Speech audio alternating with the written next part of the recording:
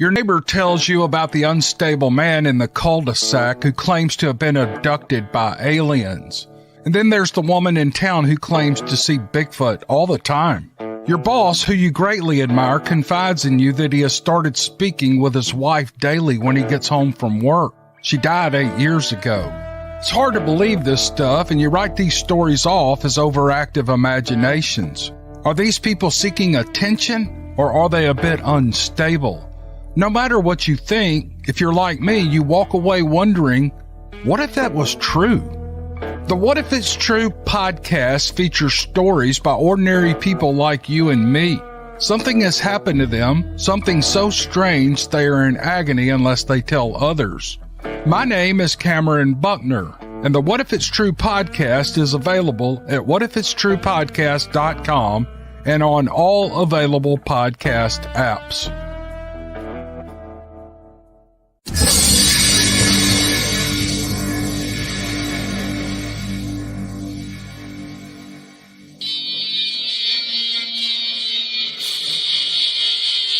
Welcome to Beast TV.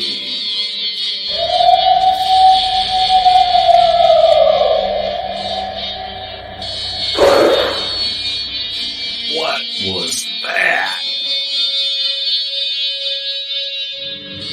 You better get a fresh dip and buckle up.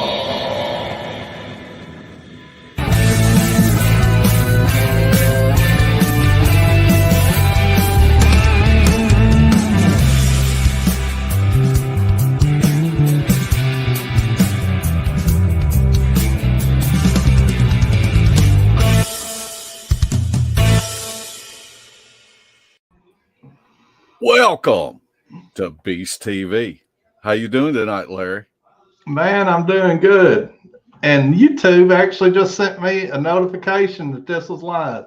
That's the first time in 3 years it's done it. Wow. Yeah. You know, it's funny. I'll kind of get them like 5 or 10 minutes after we start the show. I usually get them the next day. Nuts.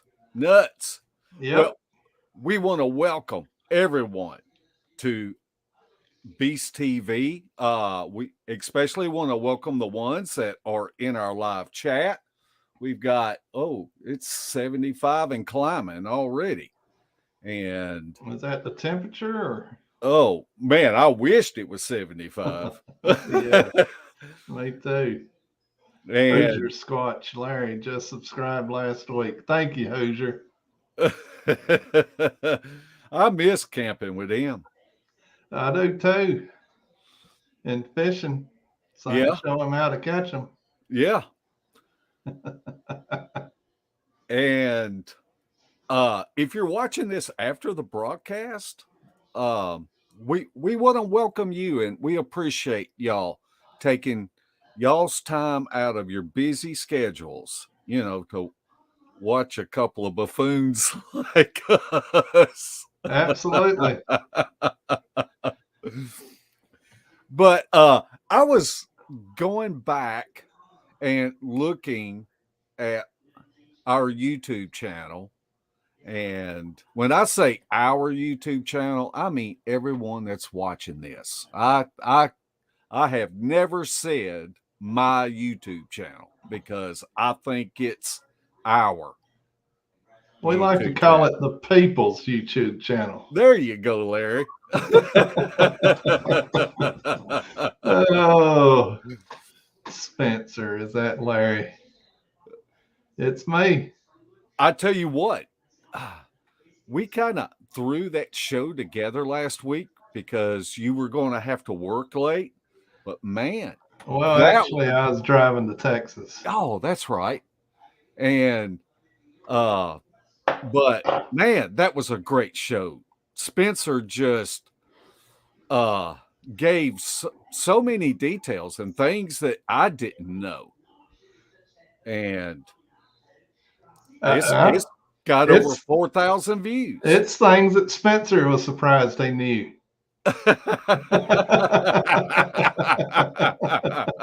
We can drop him a notch because he really can't say nothing back. That's right. His head was swelling, you know. We love Spencer, especially when he cooks for us. Oh, yeah. And he's going to be cooking for us in October. Yep. He better be, or He he's better out of the be. club. Yeah. But I was going back and just checking out some of our first videos. And I mean, I looked at one and we had like 400 views on it. And I thought, man, we're nobodies now. We were really nobodies back then. Yeah. And but Those are true statements. and don't want to be somebody. No. So I was watching these, and this is when me and Larry had probably met within 8 months to a year, and we were going to LBL to check things out. And I was fortunate enough before I met Larry that Stacy Black and Mike McSwain really knew that area and were able to take me to spots that I was finding on the maps that I wanted to go to. Man, I used to study them maps so much. I'd go back and look at maps from the early 1900s and, looking for those like names like Panther Screams. And that was, and I would just study those maps. And I would, of course, Stacy couldn't really walk into the woods a lot, and Mike is a private investigator, so he's in and out of town a lot. But when I could hook up with them, I'd say I'd want to go to this spot, I want to check this out, and usually Stacy would stay at the van and me and Mike would head out to the spots. So and when me and Larry got together, there were spots that Larry was finding that he wanted to check out. And so we would go out, we would set out recorders and come back and Shelly would review them. Yes, she would. And she was good at it. Yeah. And I was doing a lot of reviewing back then. And for one thing, that was really big for my learning curve, was learning how to analyze audio. So me and Larry were finding these spots, and sometimes we would spend the night there and see what would happen. If we liked the area, then we would come back, and then we would spend 2 to 4 days in that area, just bushcraft type boogering. So I just thought it would be pretty cool tonight to pull up some of these old videos, and I've got them condensed down to just 8 or 10 minutes, and we'll watch them and we'll come back and me and Larry, I'll talk about it. I'm sure Larry hasn't had a chance to go back and watch these lately, so I'm sure it'll spur some comments out of Larry. Yeah, I'm sure. I got to go get rid of my rookie mistake while you're doing this video. I left my TV blaring in there. Oh, okay. All right. Well, I'm going to go ahead and we're going to play this first one.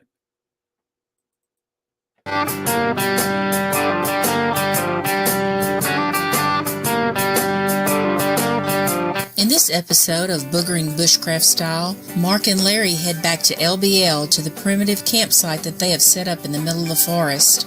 Sawdust gets there a couple of hours before dark to start working on the shelters, do a recon of the surrounding area, and place out a recorder in an area we have dubbed the Kill Box in the Valley of the Shadow of Death.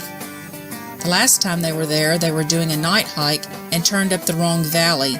Suddenly, they realized they were in harm's way with all the ambush spots and funnels they were maneuvering through. Come along with Sawdust as he takes you into the Kill Box at sunset to set out a drop box.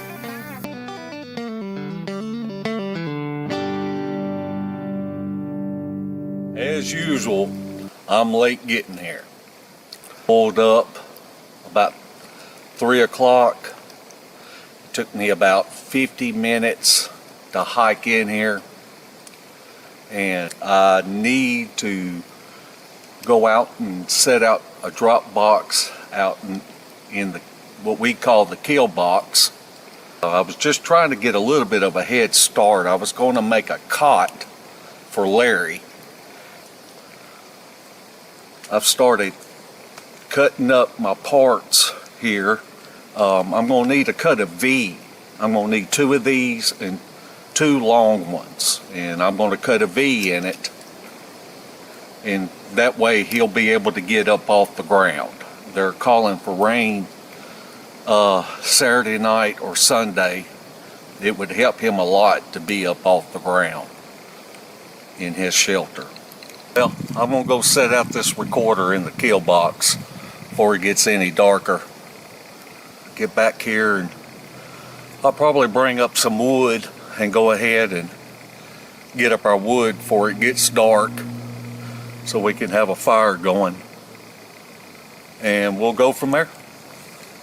It's almost dark, so I'm going to go ahead and get this recorder set out. Coming up on the kill box,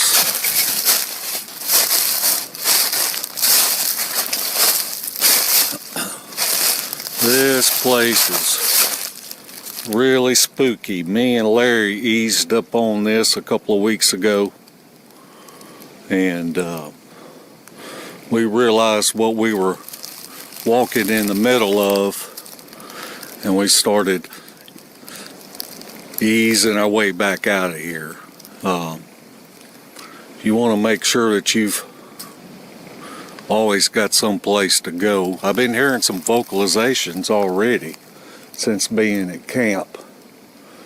I'm about 3 fingers over from where our camp is at, and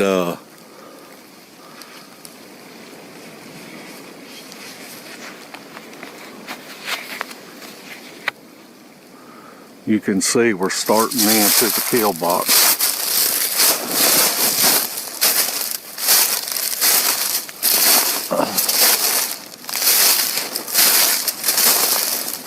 It's just trees that are broken and have fallen over, and it's a natural funnel and it's natural blinds.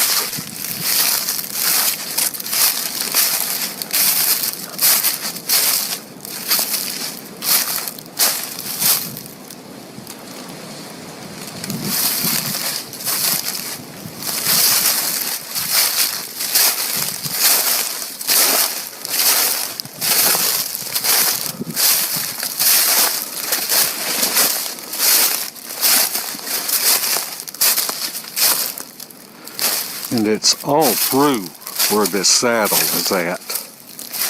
There's one here. It looks like you could crawl in that thing and stand up in it if you wanted to.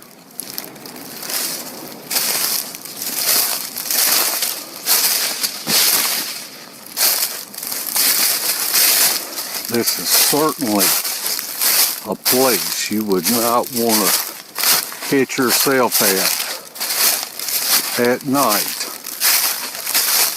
by yourself. Probably wouldn't have a dog's chance if something wanted you.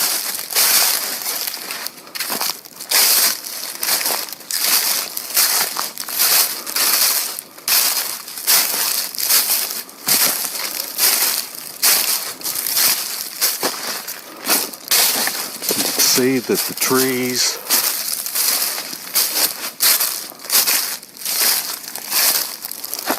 are down. It's just a tight funnel. And it's real close to this one over here. Something caught something coming down either of these ridges. There's 1, 2, 3, and there's one in the very back, 4. And if you could push something up into here,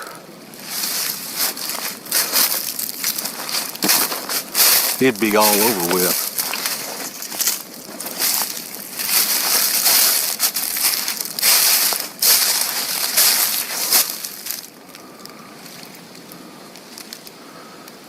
If you ran something from the top of that ridge down in here,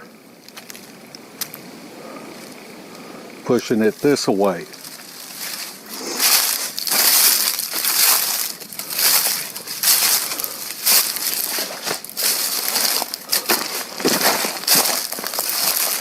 this is why we called it the kill box.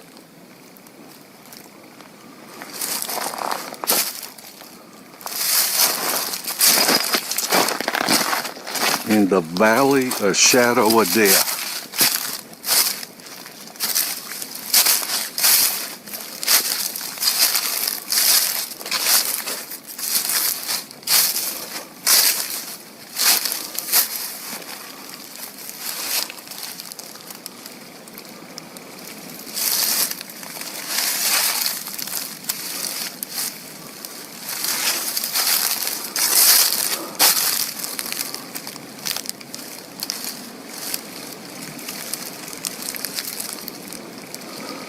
Something wanted you, you'd be a goner.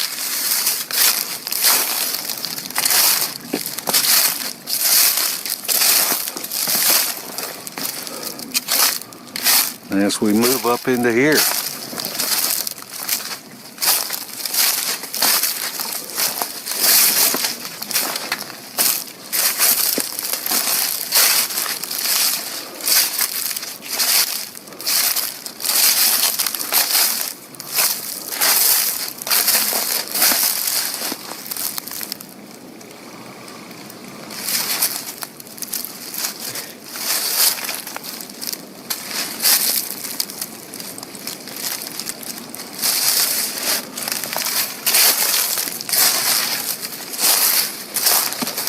it just goes on and on. You can just pick your spot where you wanted to push something down over the top of these ridges. And there's nothing but a tight funnel. Something would have to go through.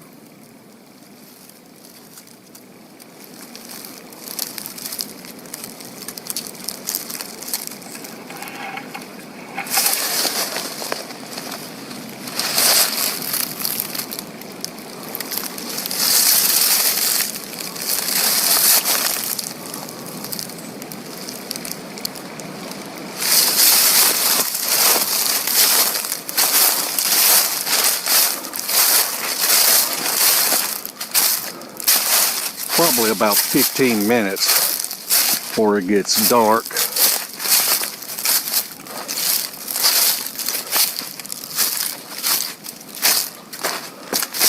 Probably need to go ahead and set out this drop box. 5:30, February the 10th, Friday night.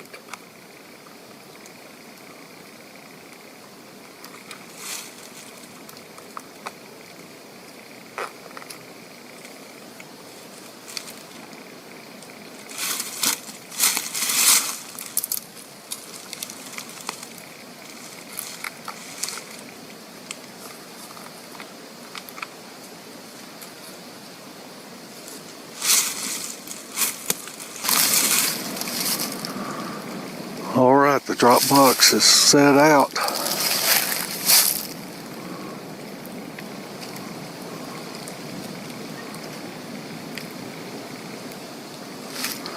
Better get my hind end back over to camp.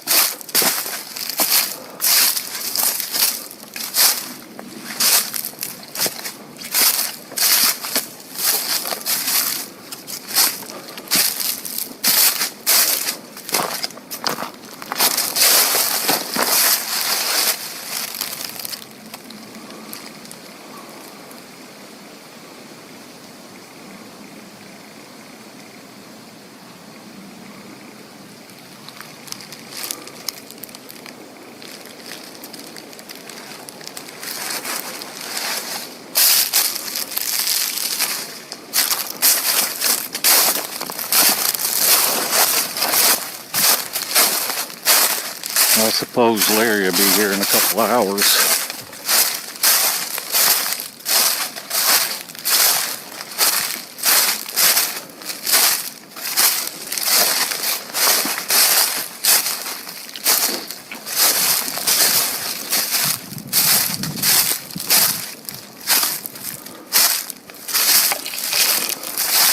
Man, if you got turned around in here, you'd be in trouble.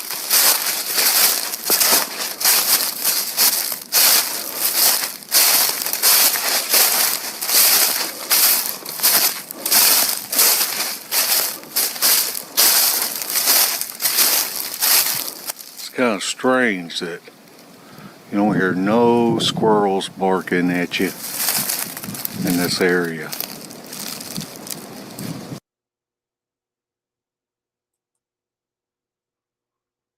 Wow.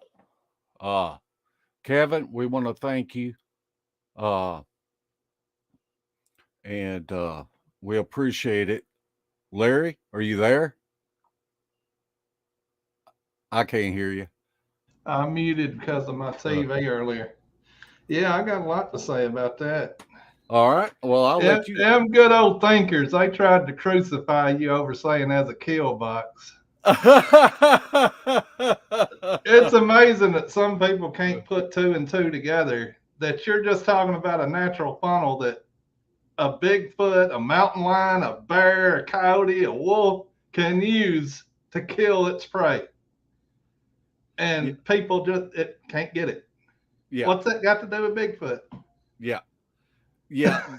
that was a natural area. We felt like that a tornado had come through that area, and all these fingers just dropped down this like gorge. As a deer hunter, that's the exact spot you'd look for. Yeah.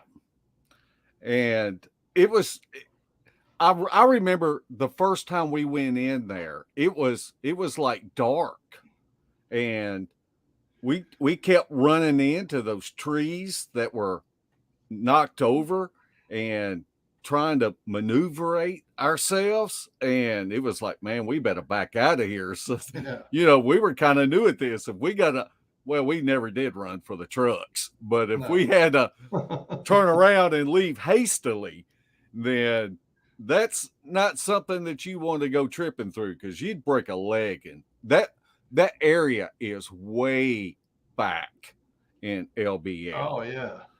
Yeah, you used to get there at like 3, go in. It would take us every bit of an hour to walk from where we parked in, and you would walk in and get camp kind of set up, and that bed never did get made, by the way. But part of the parts are still there, Larry. Yeah, they may be rotted by now. But Mark would get there and kind of set up camp and get a fire going, and I would get there probably at 7 or 7:30. It's pitch black, and I'd put on a backpack and go walking that mile back in there. You know how, as much as people talk about LVL and how there's a dog man behind every tree and a Bigfoot behind every other tree, how stupid are we that you're in there by yourself a mile back, and then I'm walking in the dark a mile back? And what's happened to us? I don't know, but we didn't see it. You know, I remember those first videos. All those first videos were us setting out drop boxes. Me, you, Shelly, and Mike Yeah. going out. And I don't know, after about the third or fourth one, Larry finally told me, he said, man, all these videos are the same. We've got to do something We're different. hanging it in the tree and we're saying, oh, we got about 100 hours of audio on this one. Lithium batteries. Oh, yeah. It was great. But let's see. I wrote down a note, something that Rusty said. He talked about how it was a spooky area. And oh yeah, it was. It was very spooky, especially moving around at night in there and going on night hikes and setting up surveillance stuff at night. I mean, the reason we went in there to begin with is because I'd went in there turkey hunting with my son and my cousin and just got a spooky feeling back in there. And we wound up leaving. We didn't get a turkey. But I went in there, it came a cold front like in September the year before. Well, that fall before we really started going in there. And I followed all these leaning sticks on trees back to this area. It was like they were pointing you back there. And on all the ridges were muscadine vines that were full of ripe muscadines. And so I'd sit down to eat. And while I was talking to my son on the phone, telling him what I was doing and stuff, I heard a big thud on the ground right behind me. And turned around and looked, didn't see nothing. I thought it was a deer sitting there pawing the ground or something. So I sat there and finished my sandwich and was still talking to my son. And I started hearing tree knocks off in the distance, not far from me, but off, maybe a ridge or two over. So it's kind of why we went in there. And I can remember whenever the next day I got into chiggers or I got into seed ticks and they ate me alive. I looked like I had chicken pox, not monkey pox, chicken pox. They ate me up. And, before we started camping in this areas, we were setting out recorders. We'd go in there and triangulate these recorders and trying to find the perfect spot. And I remember one recording, our recorders, they'll record 125 hours. And the recorder was still running when we went back a few days later. Yeah. And this place, even though we were way back over a mile deep, it was a mile and a half off the main road. And so they were just gravel roads, and you could hear our truck, crunching on that gravel and hear us park and get out. And when we reviewed that audio, there was a tree knock, a loud tree knock close to where one of those recorders were. And so that was why we picked that area. And how we zeroed in on what area is we wanted to give the boogers the advantage. We wanted to take the low ground and let them have all those fingers and ridges that fed down into that holler. So we feel like that they would be more comfortable, easing close to us to where we might be able to capture them on the FLIR. And Larry had just bought that FLIR. And so that was our thing. We were going in there and had recorders set up, spending 3 or 4 days in there at a time, and then working the thermal at night. Yep. And they were some great trips. Yeah. Okay. I don't know what other video you're going to show, but I know if you watch the intro to my channel, whenever my show comes on, that you catch me walking into a tree because you got that light shining in my face, and I'd walked in the pitch black for an hour, and Mark puts a spotlight on me to film me, and I walked straight into a tree. Oh, Yes, Scott, that was the FLIR that was it. that dropped down through a hole in a bridge. That, Yeah. I mean, it was. What are the chances that would happen? That little bitty hole was just barely bigger than that FLIR, and that thing slipped out of his pocket and went straight down You know in me. that hole. He went after it. Uh-oh, I'm waiting on Bama or Spencer to say something. Okay, Larry, I think this next clip is the one where you walk into a tree coming into camp. Uh-oh. All right, here we go.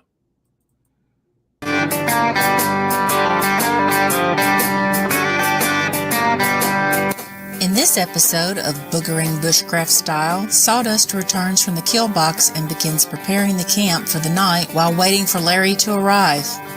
Boogering is not just about beating the bushes looking for evidence, it's also about camaraderie between friends and the sanity offered by being out in the woods.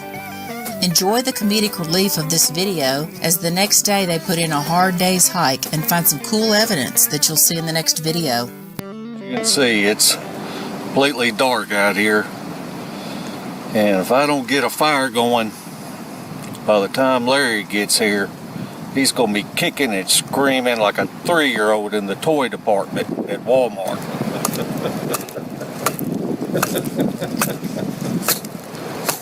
Oh, gosh.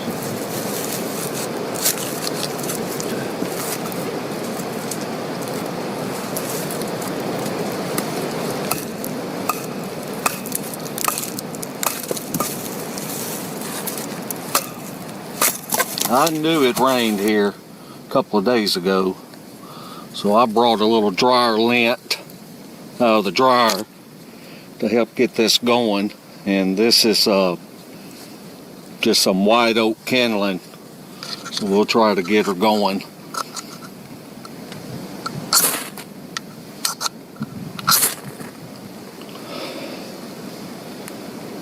All right. That looks pretty good. Can't complain about that. Wind's blowing.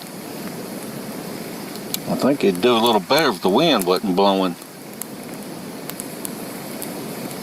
Hearing a little popping. I'm hearing a little hissing. It may still be a little wet.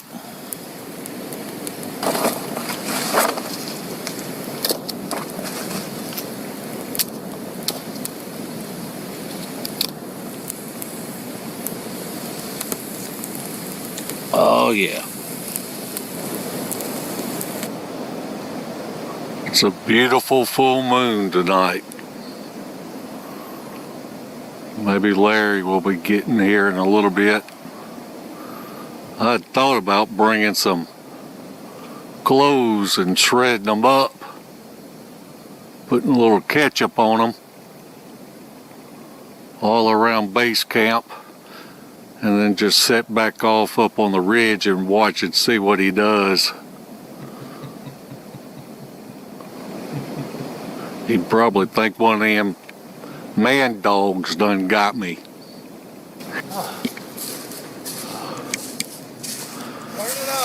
Well, I see Larry's done finally decided to mosey on in here. Yeah. My pack fell apart too. Pack fell apart. Cut that off so I can cut. I can't see. Watch out now. Well, Larry, what do you think about it? Man, I love it. It's great. What else you want to know? Sometimes it's good to have a fat belly. So you can have some reserve walking in. Whew. I hope I didn't lose nothing. Yeah, we'll just trace her back. I lost 2 water bottles I was planning on killing when I got here. Oh, I didn't get lost though.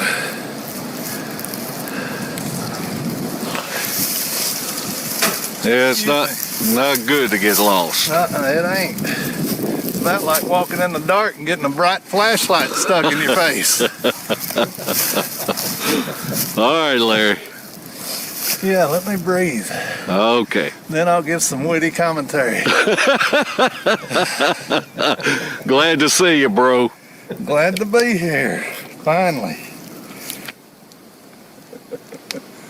There's more than 3 ways to skin a cat. And I've skinned a many a cat.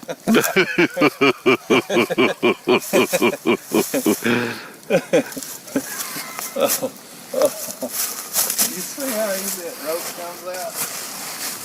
Oh, it messed up then. Did you do this right? Yeah, I think you're pulling on it wrong. There's only one way to pull on it. What my daddy told me. Yeah, I got a dog out here. From where you didn't wrap it right. I thought David Pearson taught you how to do this. We're going to edit this part out. Don't edit it out just because Because he's going to think, wrap it right. he's going to kick me to the curb. He's already going to do that. As soon as he sees your shelter. He's gonna say, what's that other dude's name? I like him. All right. You don't have that tight. Huh? You need that tight. Yeah, I got to messing with that other rope. Because of you. I want it level, don't you? Want it level. Is that level? That's level. How's that? Looks good. You want this at an angle. So the Water run down. Who told you that? David Pilates?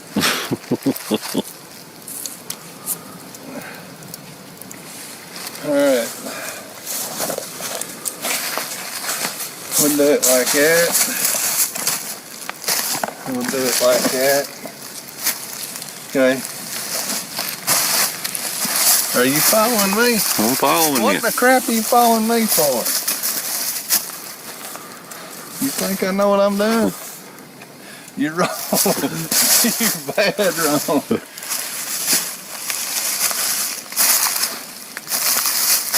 Is it okay if I go around the tree? Yeah, it's okay. You got extra rope. Barely. Is that taut? Yep, that's how you'll get it taut. You know who taught me that? Who taught you that? I don't know. I saw it on TV one day. Is it alright if I do that way too? Uh-huh.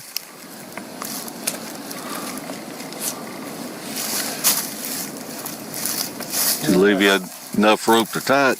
Nope. I knew I'd mess up.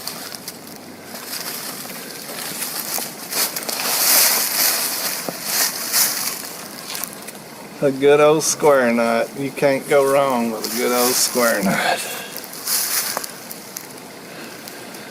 Dog. What's that dog doing?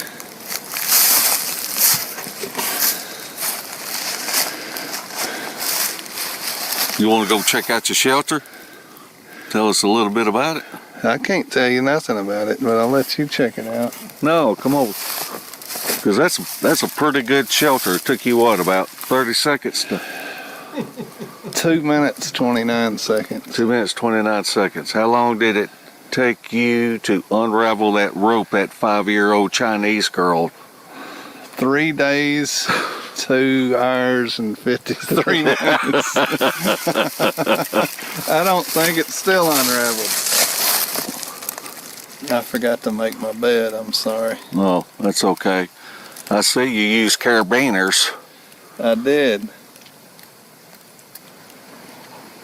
And it still didn't keep the two coons and the coyote out. They run through about 2 in the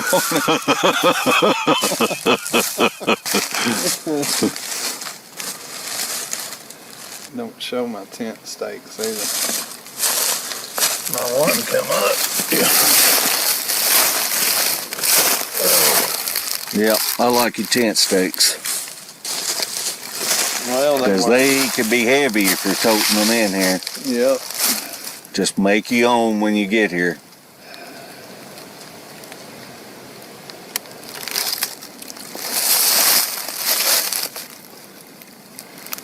You painting over at that shelter? Mm-hmm. You want to see how it was made? It was probably made by that same 5-year-old Chinese girl.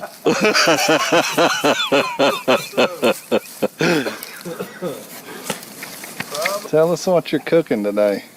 Well, we just finished browning a little Tennessee Pride sausage. And now we got us some country ham. We're going to put in there. And then we're going to cook us some eggs. And that's exactly why we are fat. You want to tell them about the hike we're going to take in a little while with that Texas two-step and the paper towels after we eat our sausage and ham and eggs?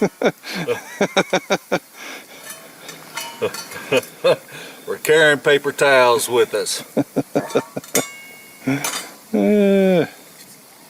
Uh-oh, they're talking to us again. You want to tell them what happened last night at camp while we're cooking? What happened? Refresh my memory. Okay. Nothing. I heard a bear snoring about from there to there from me. We had an accident in one of the shelters last night. Somebody fell asleep eating a Snickers bar. And I thought maybe it had an accident from that food we ate last night and splattered everywhere. But it was luckily just a Snickers bar. But overall, the night was kind of dead. We did hear coyotes. Wind was kind of blowing. We did hear some walking in the leaves. But nothing to say anything about, for sure. After we eat and we survive that, we're going out and looking around the area. Do you want to say anything before we sign off? Don't forget the paper towels. Never forget the paper towels.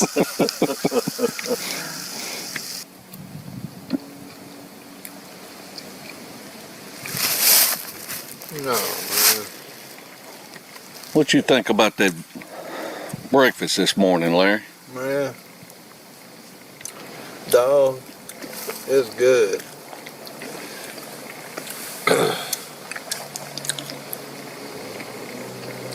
It's hard to talk because I'm crying from the sausage.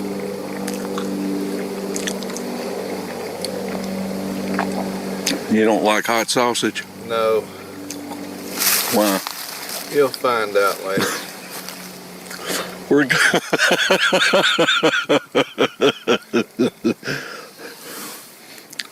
What were you gonna say? Just take the paper towels with you.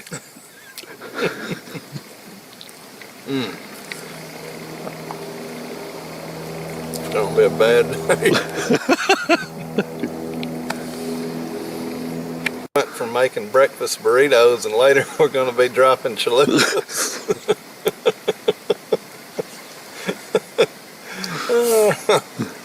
do dishes. That's what a dishwasher's for. Well, I'm so glad I got a manservant on this little outing. Yeah, I'm glad too. Who's the man? You're the manservant.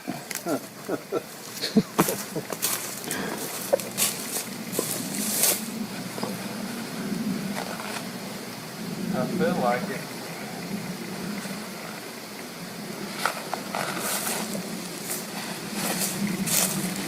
What are we going to get ready to go do next, Larry? We're fixing to go recon area B54 and see how many boogers we got in the area. Institute some of Kane Michael's research philosophies and tracking. See what we can find. And see if I can get you to pass out like Kane tried to get me to up there in the Appalachians. Well, it won't take much to make me pass out. It will me. But I'm keeping the roll of paper towels. That ain't a bad idea. And we'll see you come back with one sock. It's happened before. And it will probably happen again. But you gotta do what you gotta do. I didn't realize we were making a scat video. But that seems to be what this is turning out to be. Those are outlawed in 48 states. In the District of Columbia. I like your pink spoon. That's nice. Yeah, I'm glad you bought me a pink one. Well, we had to keep up with you. Well, the good thing about it is if I drop it, it's going to be easy to find. That's true. And it did happen again. It happened at a McDonald's, didn't it, Larry? In the Appalachians. I lost both socks on that trip.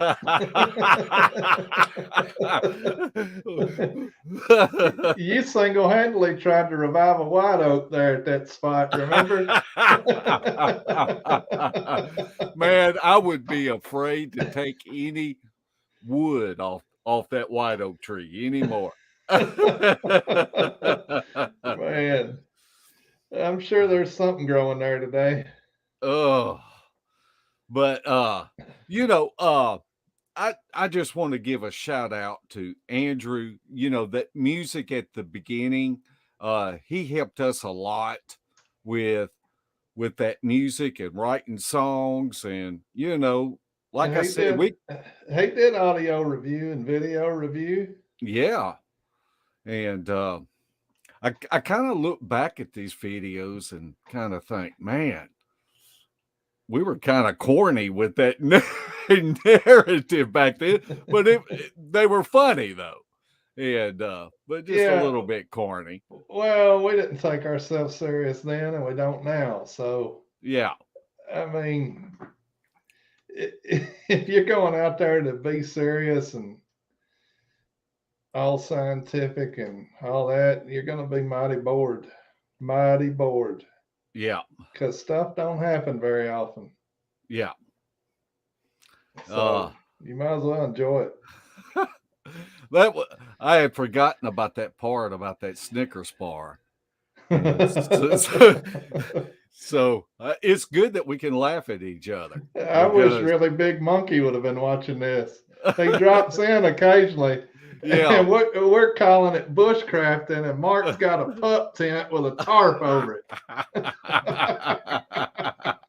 And I'm laying on the ground under a tarp. But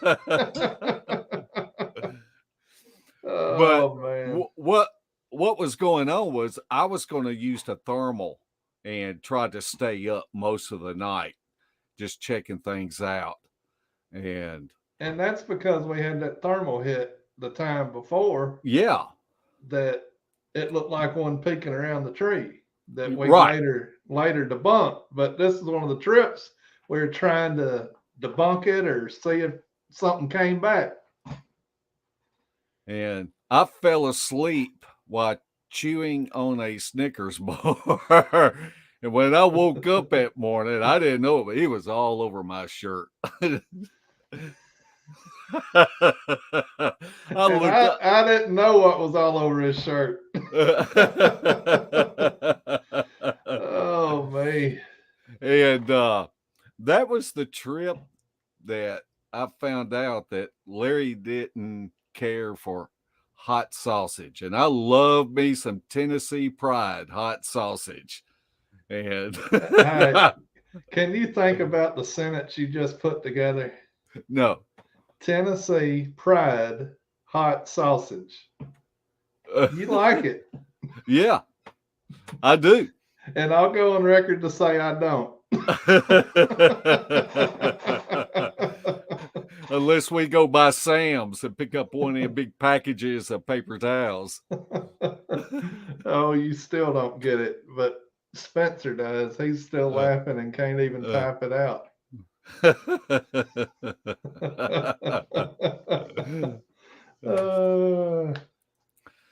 But what else we want to say about that? You coming into camp like that, I don't know how many people would have 4 days of supplies on their back and go through that terrain, going over ridges and fingers and hollers and crossing creeks, and to get into camp. I mean, that's a spooky thing. And I remember one time you said that you tripped and fell coming down a hill, and you were laying on your back like a turtle because you couldn't get up. Those backpacks were so heavy, and you couldn't get up. And then after I got the backpack off, I didn't think I was going to get it back on. Now I wouldn't be able to get up, because if I put that thing on the way my knees are, I'd never be able to stand up. I'd be sitting there. Yeah. Oh, me. All right. Well, I think this next one will, let's see. Make sure I pull up the right one. Now, this is after we had ate breakfast, and then we were going around checking out different spots that we had been studying on the topographical maps and looking for signs. So we'll go ahead and crank this one up.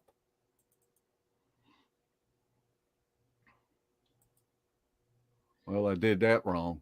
Dun, dun, dun.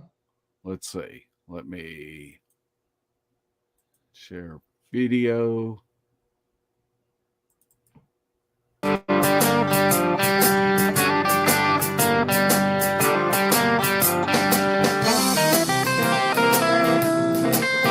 In this episode of Boogering Bushcraft Style, the boys go out for a hike looking for evidence. They focus their efforts in the valley where they're camping and the ridge that overlooks the valley. Mark and Larry also return to the kill box to do a more thorough search of the area and find some possible evidence. The deer jerky that Mike and Camille McSwain dropped off at camp was awesome and much appreciated. Beast also appreciates all of the new subscribers as well as our dedicated viewers. Thank you for supporting our efforts, and remember our motto, boots on the ground, because the answer is in the woods. Came up on something else pretty interesting. This little glyph right here. These sticks appear to be placed in here. This is the only tree that's in the ground, except for this one right here that was broke off.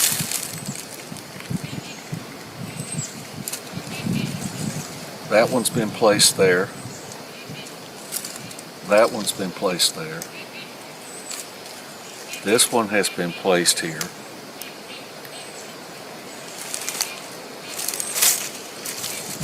And that's been placed there. And what's interesting is it leads up here to this water hole right here. It very well could be a little marker for this water hole.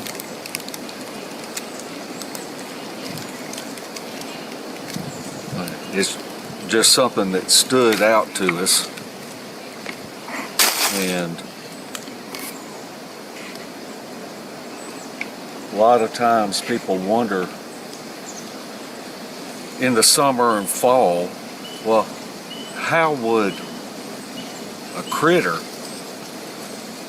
if this was made, be able to spot this with all these saplings that are around here? You wouldn't be able to spot it 20 feet away. One theory that was brought up is if they urinate on it, they could smell it no matter what was covering it up, and know that this would be a good place to get a drink of water. The water is clear, or it could be a good place.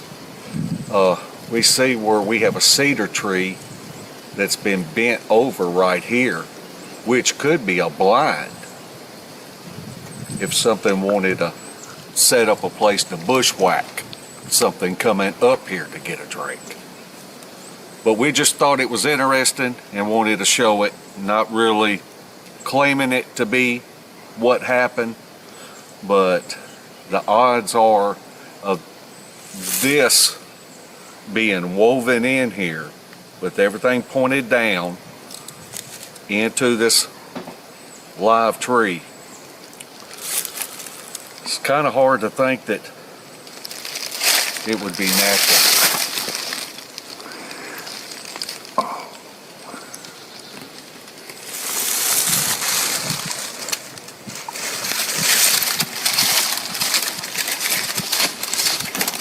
Larry, do you want to pee on it? I think I will. We're up here on this ridge top that overlooks our camp. We're about to deploy audio drop box up here. We figure if we have any activity at all that they start out here watching us. So we're just gonna try to place that and ease on out of here and see what happens tonight. About 1:30, Saturday, February 11th. Whatever.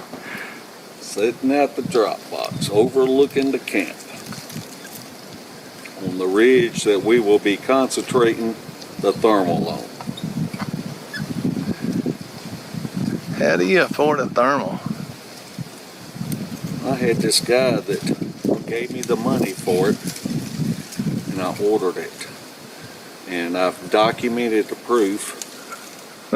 So if something ever happens and we break up, guess who gets the thermal? My ex-wife.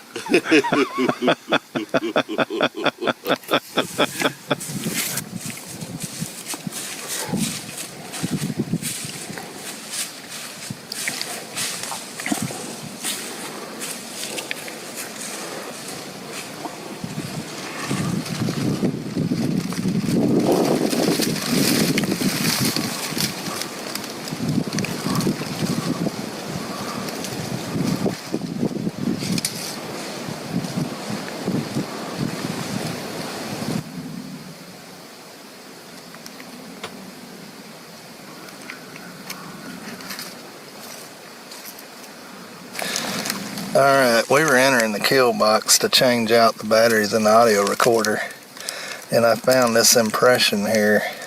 It goes along through here. We estimate it probably 13 to 14 inches. You can see the acorn smashed down in it. The stick has been smashed down in it. This little acorn cap's been smashed down in it. We don't see any visible lines of any sole from a boot or anything. There is a possible mid-tarsal break. We're not saying this is a positive Bigfoot track, but it is definitely a foot impression that we don't know what for sure it is. But we did find this entering the kill box area to change out the audio recorder. Now, Alright, we're still coming up this creek where we found the foot impression and found a possible old knuckle print. It's been weathered a little and it may be natural and just look that way, but man, it fits perfect. And there's also another indention here that I'm not sure what it is. No idea. But we're seeing things. Something else up there too. But we just found that odd.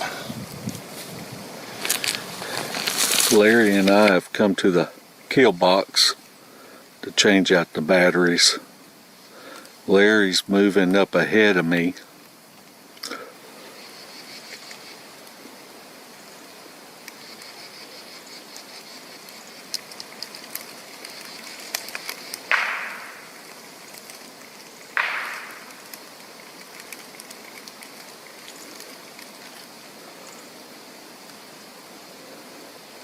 I have no idea what that clown's doing up there.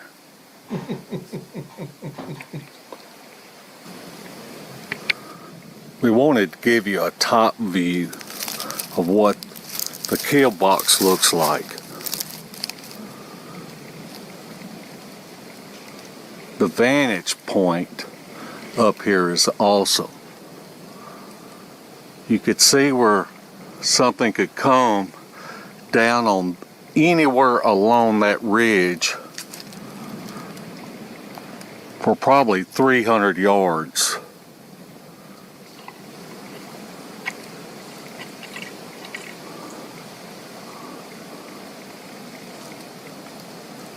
And something could be just sitting up here waiting.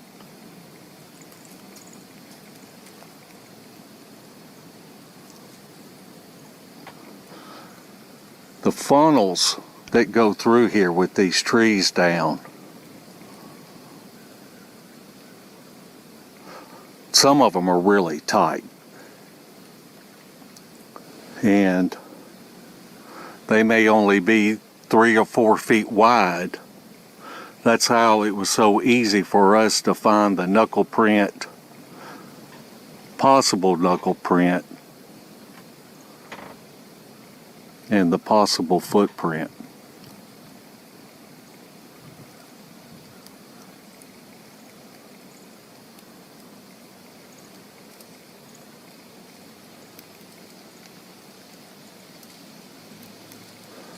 I think Larry's moved on down the creek. But it goes further than this. This is just one of the viewpoints that you have along here. We came up on this den right here. If you will notice, you can look up, you can see where this tree has come down over the top of this tree. This is almost all the way blocked off through this valley. There is one little place that a deer could jump over. It would probably be about a 10 to 12 foot jump. But if you push something up in here, it would definitely slow it down. As you can see, there's the funnel back there. Then you have this that's almost all the way blocked. One way to get in there. Coming back to the den,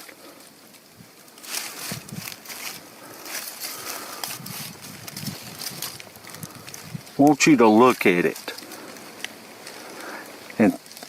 see if you can figure out what is unusual about this den.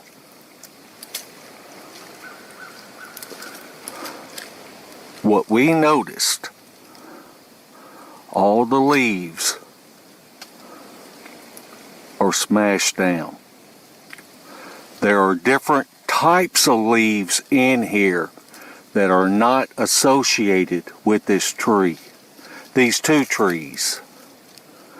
So anything that had come through here with muddy feet could have been stuck on their feet. But these leaves are definitely smashed down.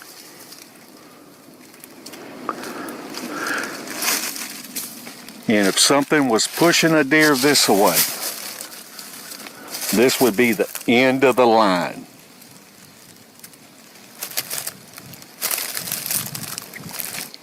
Just about 30 yards up. This is what you're seeing now is the den that we found with the smashed leaves. The roadblock is right here.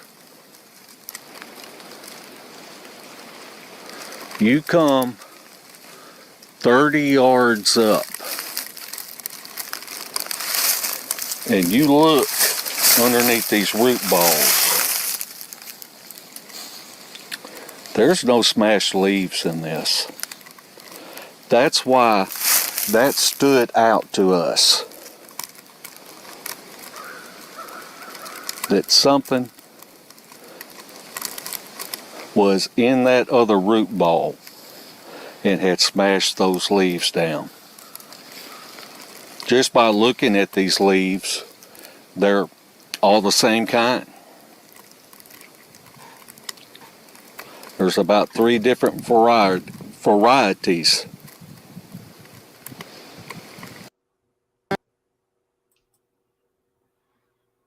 We sound like we know what we're talking about, Larry. Don't have a clue. We got way more questions than we did back then. But, you know, I really appreciate how we have stuck to the format that we say possible. And unless we see a creature do something, then that's the way that we're going to always say it. And I think that's a good way of looking at it, looking for things that are out of the ordinary, that are not natural, and trying to put the clues together. Blues Clues. Yeah. You know, I looked at that video and I think, man, I had no type of video editing skills. And I look at our bellies and think, man, I need to go back and stretch those videos out. What's sad, I was in better shape then than I am now. Oh, me. Leanne asked what month was that in. I believe it was in February. It was. That would have, I think we first started going to that spot in the last part of January of 2017. We waited on the deer season to be over. Yeah. And, you know, what's interesting. And let me say real quick. Okay. If Bama hunted that pond, he had to have had a Kentucky license because that pond was in Kentucky. I think he thinks it was at the Field of 13 Howls, but it wasn't. Yeah. It was on north. Yeah, that place there was right on the Tennessee-Kentucky line. I got lost in there one time at night. Yes, you did. And I started off in Tennessee and wound it up in Kentucky. And when he And- called me, I could hear the snot bubbles busting out of his nose. He was crying, saying, I'm lost. Snot bubbles like Blair Witch. He wouldn't film himself, though. Oh, well, you want to lie. you know, it really didn't bother me at all. What I hated was I had set down my backpack. Yeah, I hated it too because you had my flare in there. Yeah, and everything else. And I had no flashlight. I'm wandering through those woods at night.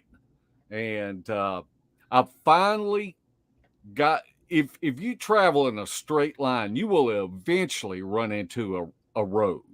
You know, Yeah. it's kind of laid out how roads are in Oklahoma. And so if you just walk straight, you'll run into a road. Yeah. And so or a river, one or the other. Yeah.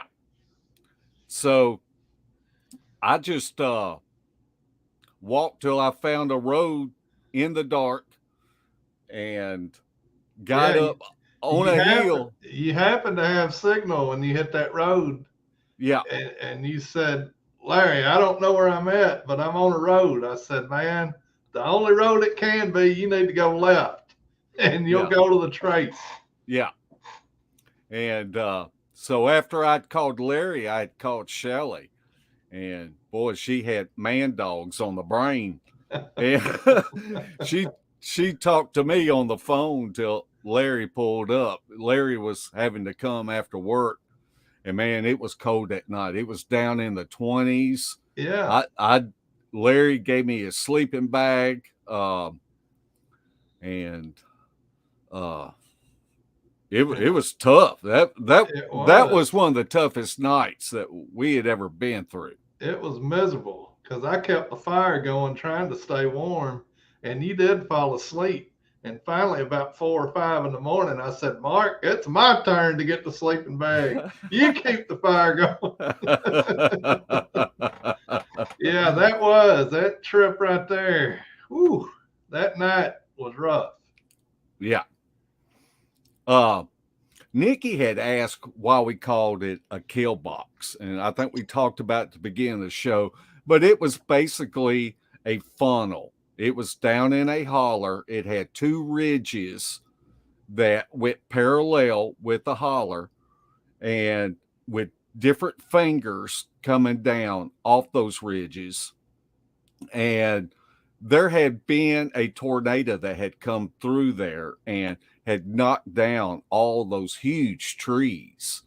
And so if you could push something over the top of one of those ridges, it was just spider webbed in there with big trees that were down, that it would slow something down. And only thing that you would have to, if you were a hunter, you could sit in there, and as things were maneuvering around, it'd be an easy shot. If you're a booger and other boogers have pushed something over that ridge, it's going to trip them up, and it would be an easy kill. And I remember at the top of that ridge, we had taken Eric and Kane up there and showed that area.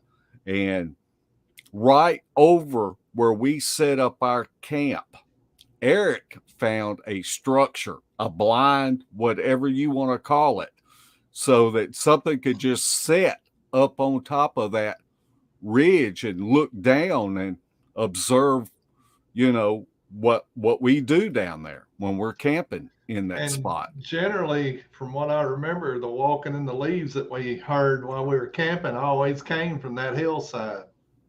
Yeah. And it wasn't even the biggest hillside. Yeah. I forgot about that. That was weird to be able to sit there and hear things moving around up above us. Yeah. And now I'd go out there and be oblivious because I can't hear it no more. Somebody'd be going, do you hear that? And I'd be going, I don't. Shot too many guns. It's all over with. Let me see if I can get this next one. Larry, go ahead and tell, just kind of give a summary of why we were going back in there, because we had seen something on the thermal a few weeks before up there, and then this last video will be how we debunked it. All right. The first time in there, I think we'd stayed for like 3 or 4 days, but like I think it was maybe the third night, which was the coldest night, we got a hit on the FLIR. It looked just like something peeking out from around a big oak tree about halfway up the ridge from us. And we watched it and it never moved, which Bigfoot's notorious for just freezing and watching. But that's the night that Mark, I think, fell asleep with the Snickers. He got it all over. But we went back probably 2 or 3 times trying to debunk it or figure out what it was, or have something come in again to that same vantage point and look at us. And it never did happen up until this last trip we took there, and all the conditions matched. You did a good job on that, Larry. Thank you, Mark. Okay, we're going to play this last video. In this episode of Boogering Bushcraft Style, we will look at the importance of being skeptical and not cheating yourself when you are debunking your own evidence. Recently, while camping at our primitive research area, Larry had a hit with the thermal.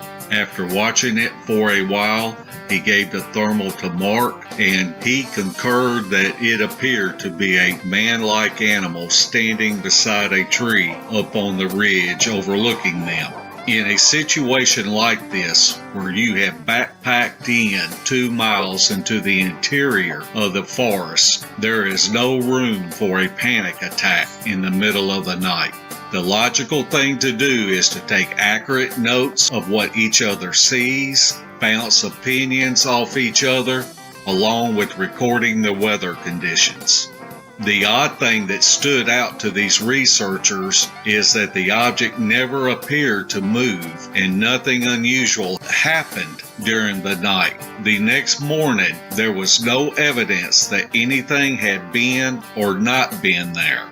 Over the next 2 weeks, Larry and Mark shared the footage, the facts, and theories with Andrew and Shelley to come up with ideas to try in the field to either prove that there was something out there watching them, or if it was just a natural occurrence in nature. Here is a little film footage of their experiments 2 weeks later.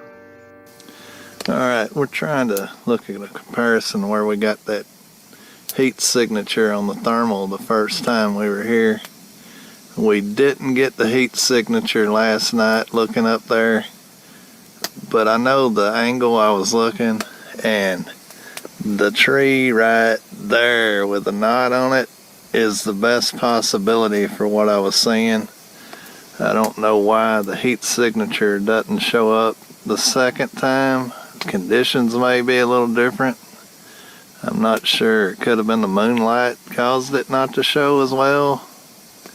But later on tonight, I'm going to walk up there and I'm going to let Mark film me with the FLIR at that position and just do a comparison. In daylight conditions, Larry is going to climb up to where that tree is.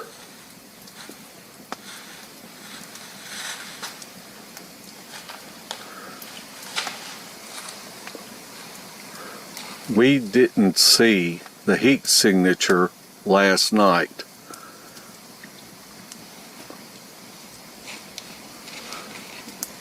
The conditions, the 2 different conditions were that it was colder that night and there was not a full moon.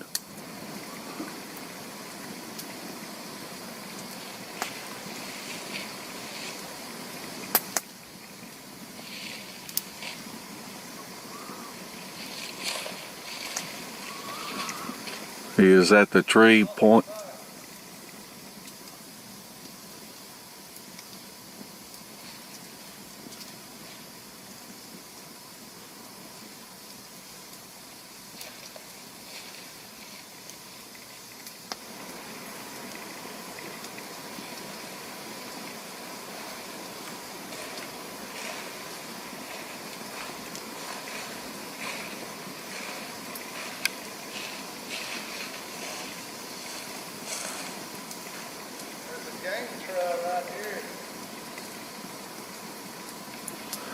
Larry just said that there was a game trail right there. I'm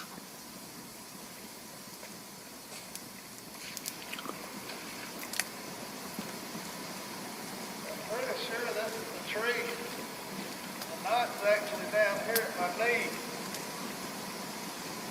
See me?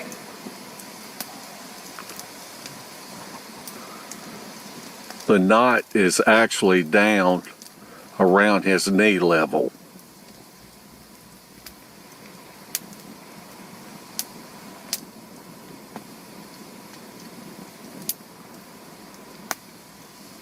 would be the signature is either here or this. Looks like it's around this tree. Correct.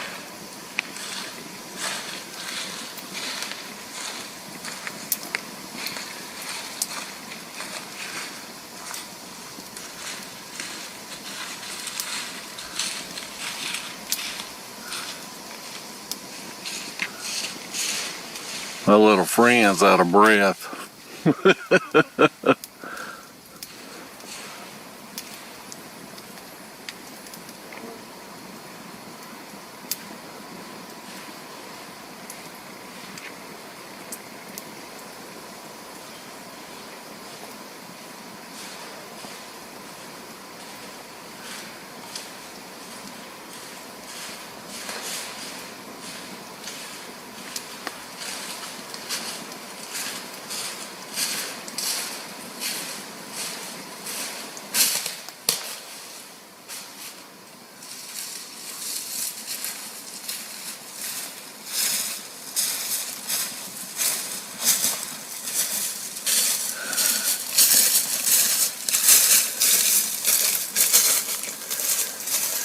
That knot's a lot lower than I thought. But Yeah, me too, when you stood up there by. with it showing behind that other tree, that may be what made it look higher.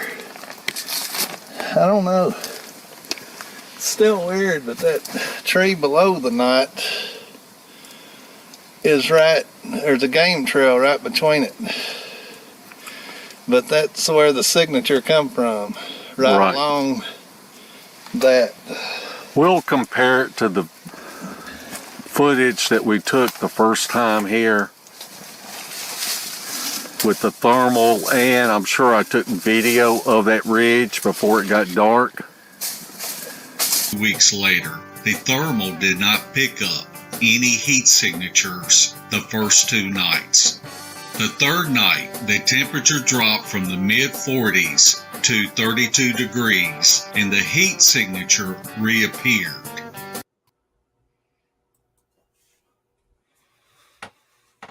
What you think, Larry? Man, I'm still amazed that we figured it out. But we did. And it was basically the water that was in that knot.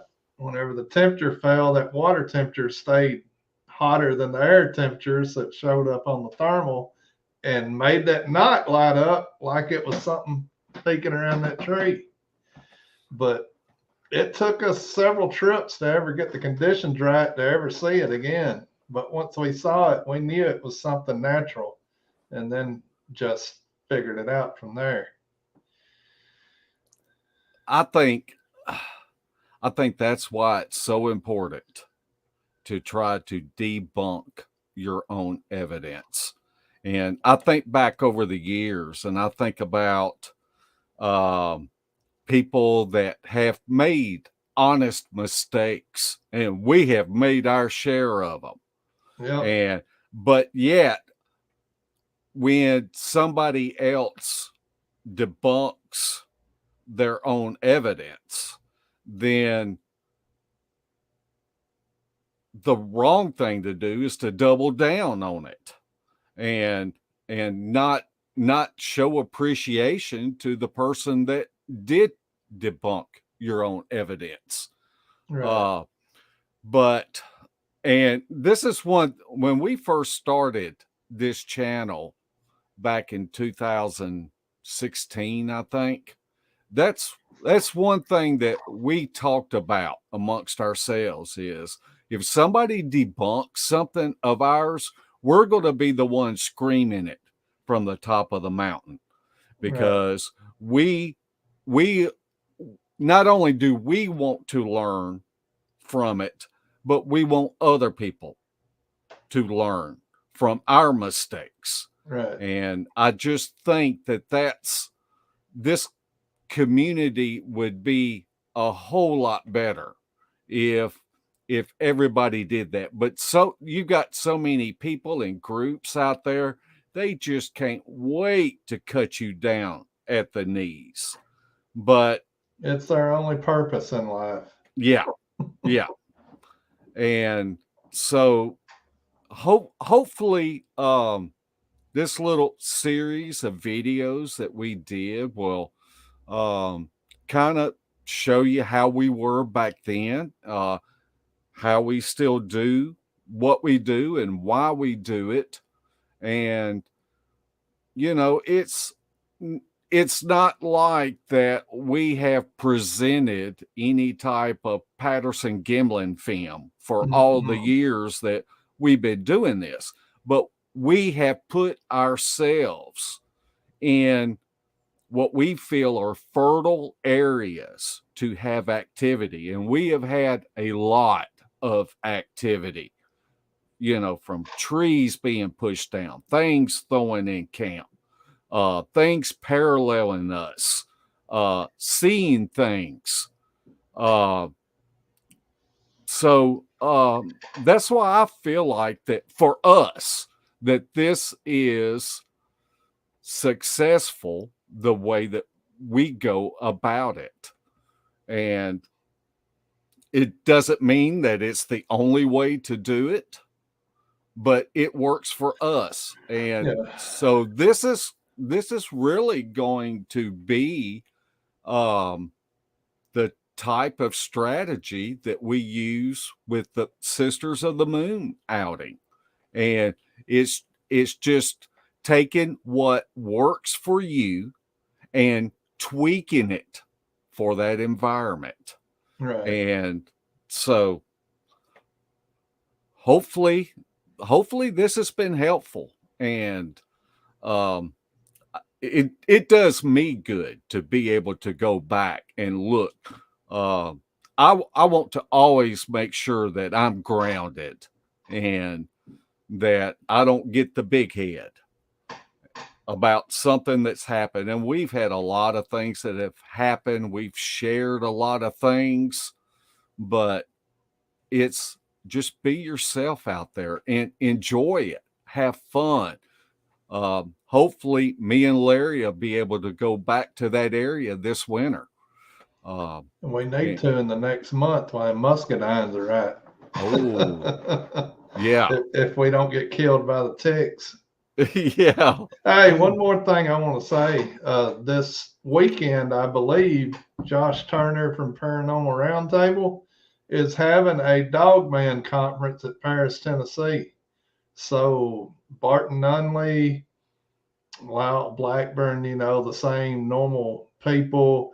But Jody Cook, some of the Dogmen people are going to be there giving talks on the Beast of LBL killing and different things of their research and all that. But I forget where it's at in Paris, but if you look it up, they're having a Dogman conference there for basically LBL Dogman. So, but look that up if any of y'all are in the area and interested in hearing about the man dog. That's where you go, Mark. Oh, all right, Larry. I didn't even know about that. Of course, Kumbo was going to speak at it whenever they initially set it up. But I guess since then he's got that job, and I guess he had to back out, or they signed up too many to speak, or I don't know. But anyway, they got a pretty good lineup of people that are dealing with that subject that know about it. So if you're interested in that, check it out. Larry, I just got a notification that we are live. Hey, how about that? Yeah, Kubo. I think what he told me was he has a family engagement that weekend. All right. And well, so Debbie said it's next weekend. Next weekend. Yeah, not this one. Next one. And shoot, that might be that old day trip for us. Yeah. Who knows? Yeah, I really wasn't up for man dog stories back in 2017, but I'll listen to a few of them now. Who knows? Well, after the picture I've seen that Kane and Eric showed me, I'm a little more like, holy crap. Yeah. So anyway, we'll see. I don't want them to be real if that makes it any better. Give me the little people. Don't give me the dog man. Yeah. Well, we want to appreciate everybody that tuned in tonight and taking this little trip back with us. Who knows? You might want to go back and look at some of our earlier investigations and different things that we have done. We ought to do a show like this on Titanium Swamp, Larry. We found a lot of stuff in that area. Did. And now that we know a little bit more, that we didn't know nothing or don't know nothing now, and looking back on what all we found, I'm pretty amazed by that little spot. Yeah. And the story from the witness, we didn't 100% buy, but the evidence around it set up that he was telling somewhat truth, just maybe not the core of the story was the truth. Yeah, but his son was really believable. Yeah. And man, and who knows? Maybe Booger did take his bull off. I don't know. Yeah, we saw enough sign it could have happened. Yeah. Okay, I guess that's all that we have. We got a very good guest coming on next week, and I don't know, Larry. I don't know if we'll do it on this channel or if we'll do it on yours. Oh, man, we can do it right here. Right here on this channel. I'm good with it. Well, do you have any closing remarks, Larry? No, I enjoyed watching those. It was a lot of fun, and I'd like to get back out there and do some of that this winter. All right. Well, we thank everybody for tuning in. We appreciate each and every one of y'all. And we will see y'all again. Same bat time, same bat channel. Night, footers.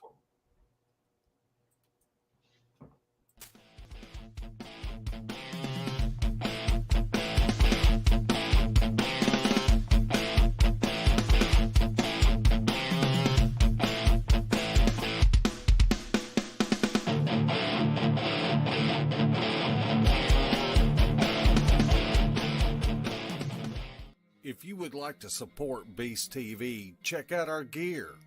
We have coffee mugs, face masks, gaiters, shirts, and tank tops. The link is pinned at the top of the comment section. Everything is always marked down 20%. So come check out our junk.